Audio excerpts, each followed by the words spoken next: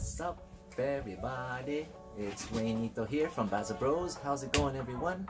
In today's video, we are going to turn that ugly corner into a nice area by building a quick and dirty shelf.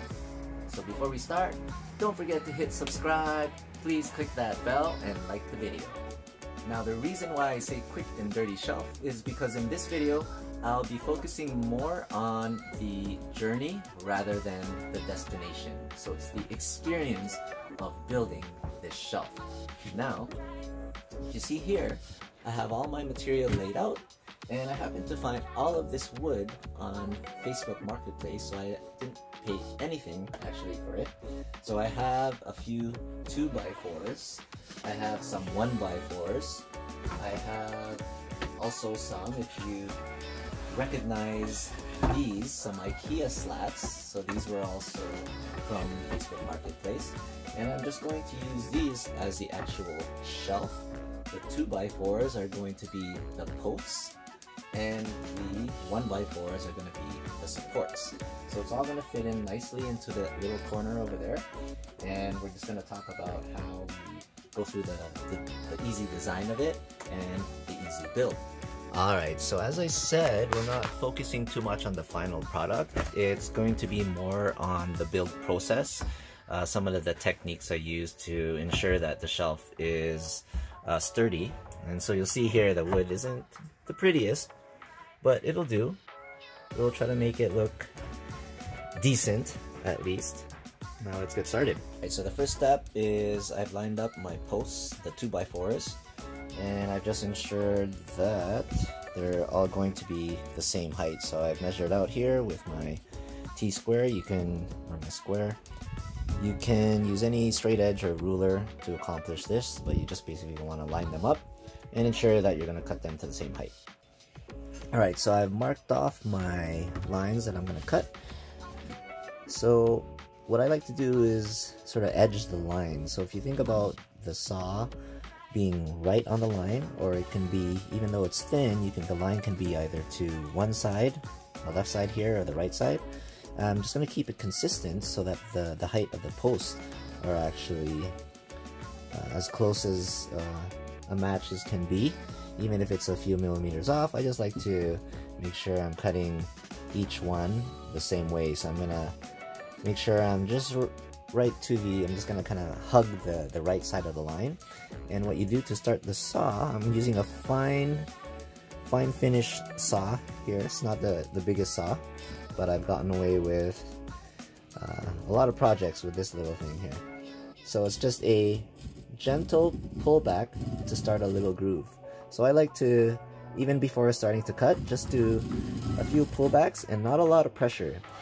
You want the saw blade to do a lot of the work for you. So see here, I'm not even applying a lot of pressure and I'm already starting a pretty good groove. So once you got that groove going, then you continue with soft pushes downwards. Again, not too much pressure. You just want enough pressure so that you can actually see the blade moving along that line, making cuts. What you don't want to do is rush through the job, trying to apply more pressure to finish the job faster. Otherwise, you might be getting stuck. You'll go a little bit crooked. You just want to enjoy this process of letting the blade do the work for you. Again, right now, I'm just using one hand, not applying a lot of pressure. With every downstroke, that's when most of the cuts, or the cut, is actually being made. Right, so you just want this gentle, nice 45-degree angle down towards the wood. Right, so I'm just going to finish this off. Again, take your time. Let's get through a little bit faster here. I'm still hugging that line.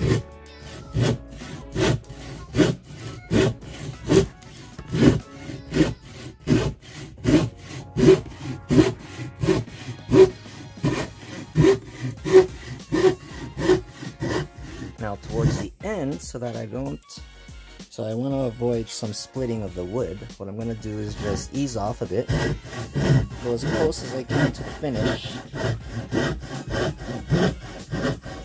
What I like to do is just go really slow towards the end, I'm gonna watch out for my fingers here. Just hold the other side. Just go really slow. And cut through the last little bit there. A little bit more here.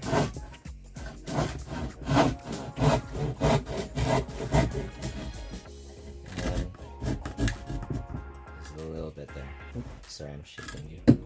There you go. You can sand off to make it even more smooth, but that's basically what I wanted. Nice smooth cut there. I'm just gonna finish the other 3 off. Okay, so I finished cutting off all the ends of the 2x4s, so now they're all the same length. And I'm just about to give a little sanding here to the edge. Not too much. Again, this is an outside piece of furniture, so I'm not really too concerned about the smoothness or the finish. One thing you do want to always, like I said, take your time.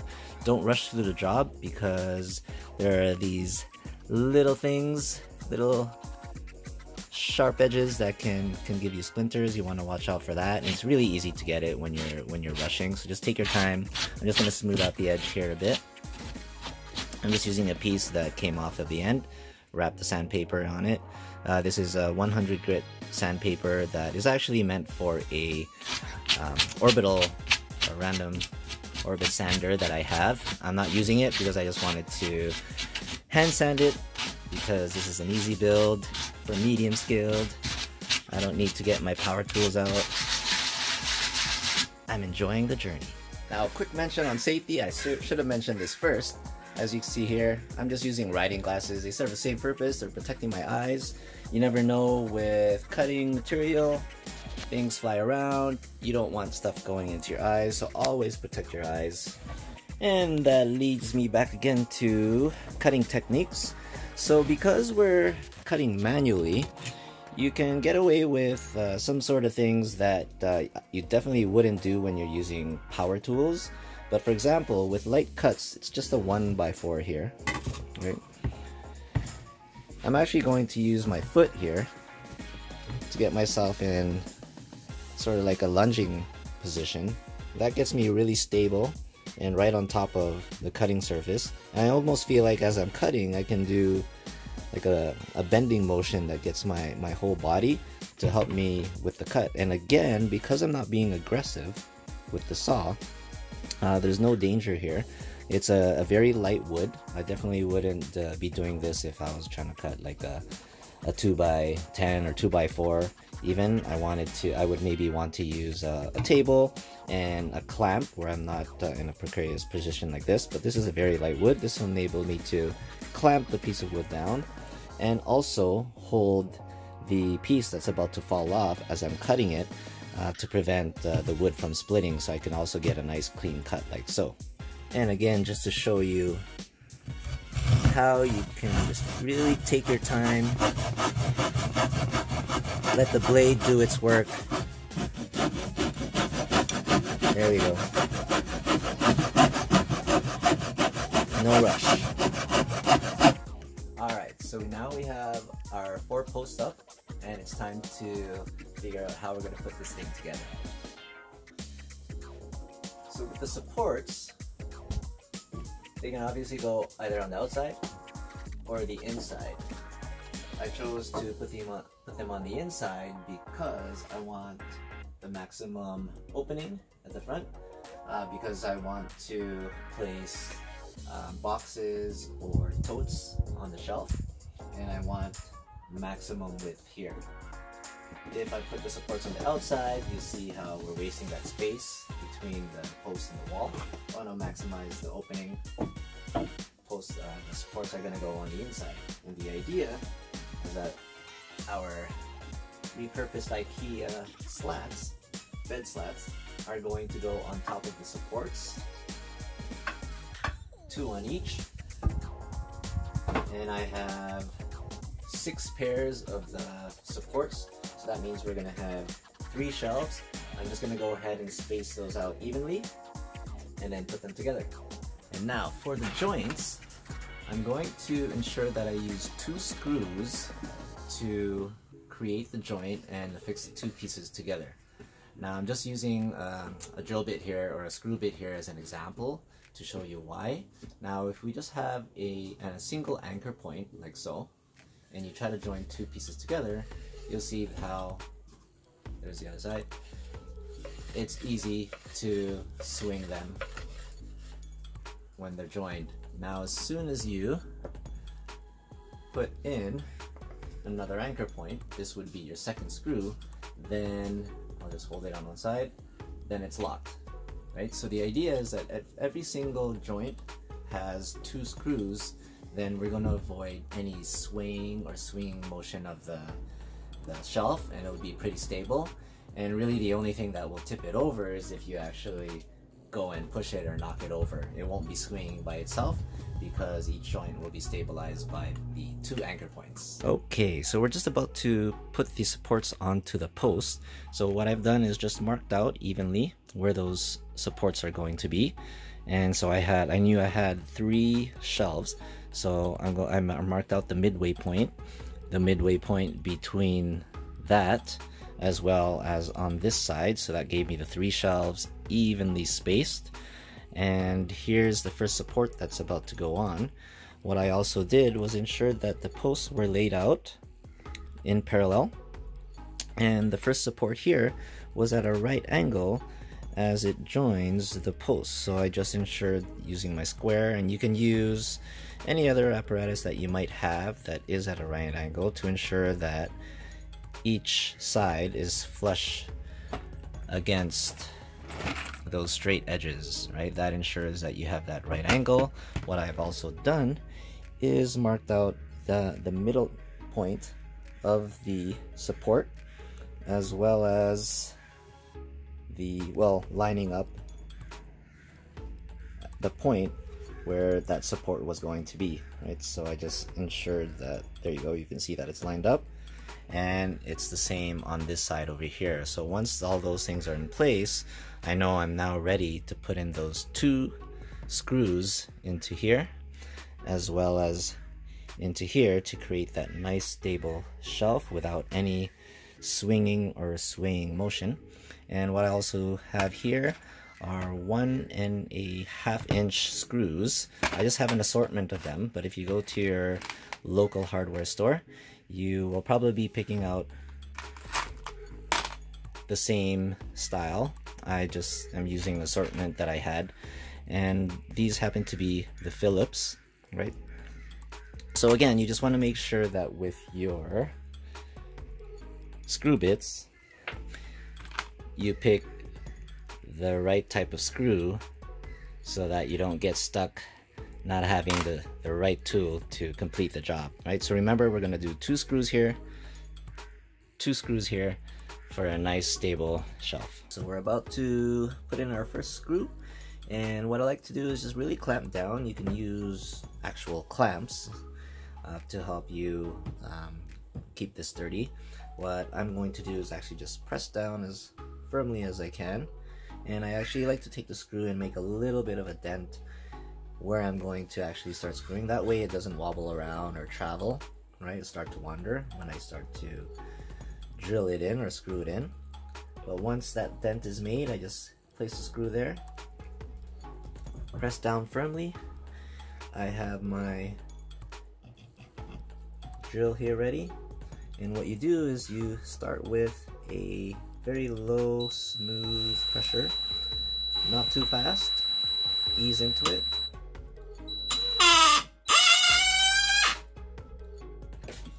And there you go. Sorry, that was a little bit loud, but if I took my time, then all is well. I'm just going to, before tightening that completely, just put in the other screws and just make sure everything's nice and straight before tightening it. There's the first support that's done, and as you can see here, again, I wasn't too concerned about the aesthetic, so I just eyeballed the positioning. I just wanted to make sure they were evenly spaced, 2 within the spacing of the 2x4 there, and again here the 2 screws, right? You'll notice here it wasn't caused by the screw. There actually was a crack in this wood already, but it just made me remember that if you did want to be extra safe and don't want to cause splits in the wood before actually screwing in, you can actually attach this drill bit to your drill driver and create pilot holes.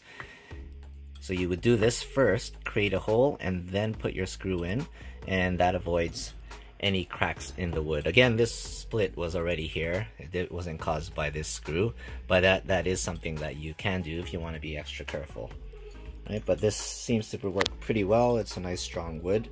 I'll just do the next support and I'll give you an example of how a pilot hole with a drill looks. We have the second support here already and lined up, all squared, and what I'm going to do is use the drill, and again my drill driver here, I'm going to put it into drill mode, and this will allow me to create pilot holes. So again, I'm just eyeballing here, and you don't need to go all the way through.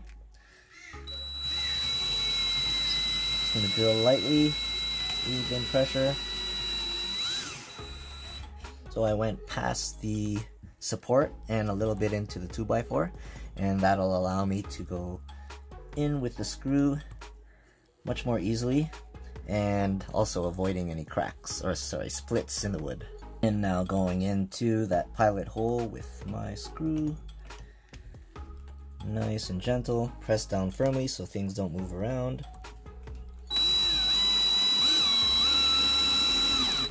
And there you go. Now you may have noticed that the second support here is cut a little bit short.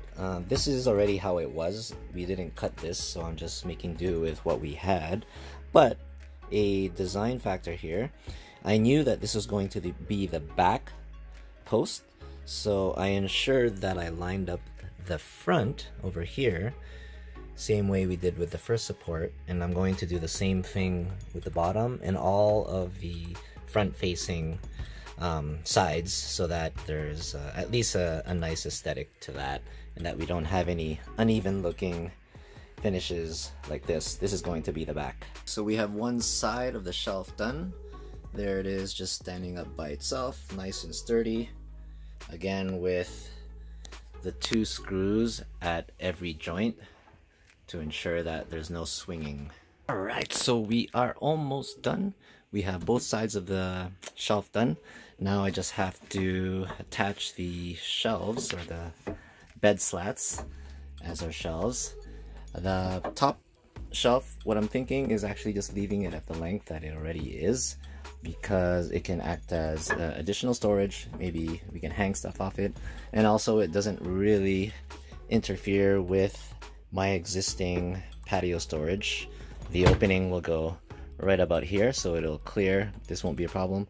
I will have to cut these to length because these will be in the way. That's going to be the middle shelf, and I'll have the same length going for the bottom shelf as well. What I'm also going to do is cut this 1x4 in half. Oh, sorry, this is probably a 1x6. I'm just going to cut it in half and use it as a back support. So the shelves themselves, while they do provide a little bit of stability sideways, I don't want them to be the main support. So what I'm going to do is use the 1x6 and place it along the back, one here and one in the bottom space. And again, I'm going to use the idea of each joint having 2 screws, so that way we've eliminated the side to side swing, even though it's already wedged in between this storage box and the wall. If we're going to use this elsewhere, then I want to have that support at the back anyways. So we've covered the front and back swing because of the side supports with the 2 screws at each joint. Now we're just going to cover the side to side sway with these with the 1x6 pieces that are going to go in the middle and also at the bottom there. Just sanding off the edges of the final cuts that I did for those back supports. You may have noticed that the area that I was working in was relatively clean the whole time, and that's because I actually like to vacuum as I go along, because the sawdust and the chips can get really annoying to clean at the very end. So I actually don't like to save it for the very end to clean, and I clean on the go. So that's what I'm gonna do right now. And then we'll attach these back supports, and then we are all done. Dum-ba-dum! And there you have it. Easy build for the medium skilled. Quick and dirty shelf to keep my little corner there organized. There's the back supports, 2 screws at each joint. Keeps it stable side to side, front to back. My storage bin still opens. I got lots of storage. And there you go. And there you go, the finished product. So now I can store stuff rather than all on the floor, vertically. So my propane tank actually ended up fitting at the bottom there. I got my fireplace supplies, barbecue, some gardening supplies, and I even found a place at the top there for my old school miter saw. So again, it was just about the technique and some of the thought that goes into designing. Again, it wasn't about the finished product. It was just a quick and dirty solution to organize this little area here, and now there's a lot more space. Again, don't forget to please subscribe, click that bell, and like the video. Once again, Baza Bros, we Nito here. Till next time.